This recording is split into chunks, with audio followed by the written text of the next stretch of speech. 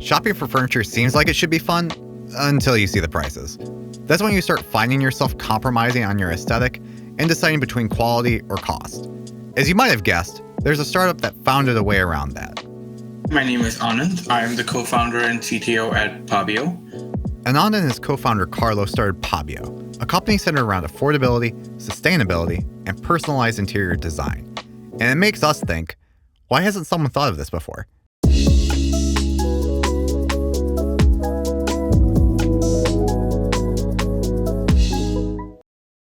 So, what is Pabio all about?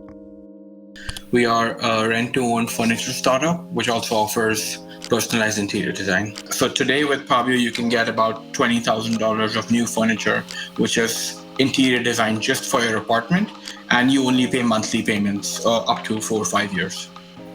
Right now, Pabio is only available in Switzerland, where co-founder Carlo is from. One reason why the startup has taken off there is because of how many people in Switzerland rent their homes. Pabio's model has turned out to be extremely attractive to renters.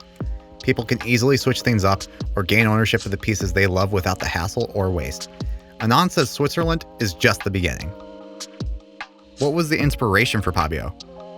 We founded the company about a year ago in 2020. Carlo and I both visited, all of our friends, and we were talking about anything and everything.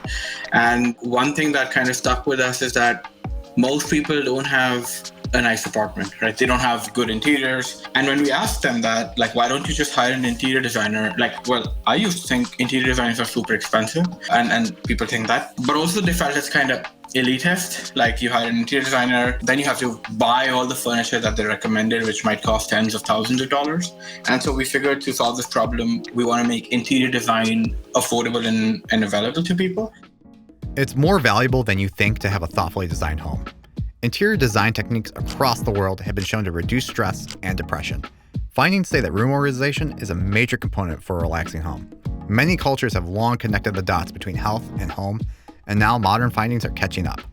For example, at Truick, we've applied the Indian principles of Vastu to the design and function of our office.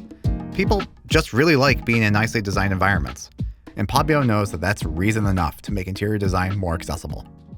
What has been the biggest lesson you've taken away from being an entrepreneur? Talk to your customers, right? I think that's the biggest learning that anyone can take away. And I learned it the hard way. So in my previous company, Oswell Labs, we could have avoided 3 pivots if we had just talked to people. And also with Pabio, our goal is to democratize beautiful living, meaning that we want to make sure everyone can have access to a really good life. But for example, when we started offering a pure rental furniture experience, customers told us that they want their furniture to be here forever, maybe. And so let's say you have a 3-year contract for a rental period of your furniture, we want to buy it at the end. And we didn't have that before. And after talking to a lot of users, we realized that this is something people want. And that's how we transformed our business from a rental business to a rent-to-own business, where all of your monthly payments go towards ownership. And at the end of your subscription, you can just pay the difference and keep all the furniture. What's a myth about entrepreneurship that you'd like to dispel? You don't have to literally give your blood, sweat, and tears. And I think that's startup culture and hustle culture, is that you shouldn't have a work-life balance. You shouldn't think about anything else. You shouldn't have any savings. You should be all in. And I don't think that's necessarily the case, because I think, for example, second-time founders or older founders are statistically more likely to do a better job because they've done it before. And also being too all in a company can also kind of blind you. Because you're all in, you would want to keep believing that your product works, even if the industry does not necessarily reciprocate. And so I think you have to find that balance, and this kind of hustle culture is not necessarily a good thing. What does good leadership look like to you and your team? Just basic stuff from, transparency and honesty to reliability. And so we really look for that.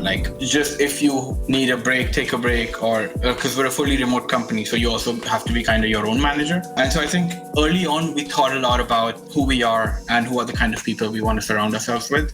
And so we make everyone read the book Lying by Sam Harris. It tries to make the point that even if you think that lying is not a good idea ever, just anything that you would rationalize that it doesn't matter, it's just a tiny lie.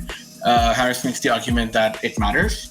And so that kind of stuck with us, especially because you're a self-managed, fully remote company. But also, if you just say, I haven't done this because I watched TV today because I was super tired and I had a long week, that's okay. As long as you're fully transparent, it's all good. And so we've kind of made that one of the fundamental parts of our company. What advice would you give your younger self and other aspiring entrepreneurs?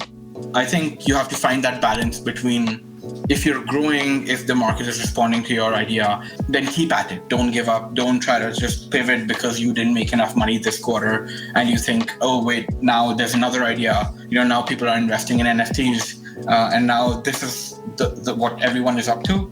And so don't just look at the zeitgeist and say, now I want to do this. Hold to your guns. But also, I would not just say blindly keep at it for the rest of your life. Look at market trends, look at how the industry is responding, and find the balance between not giving up and moving on.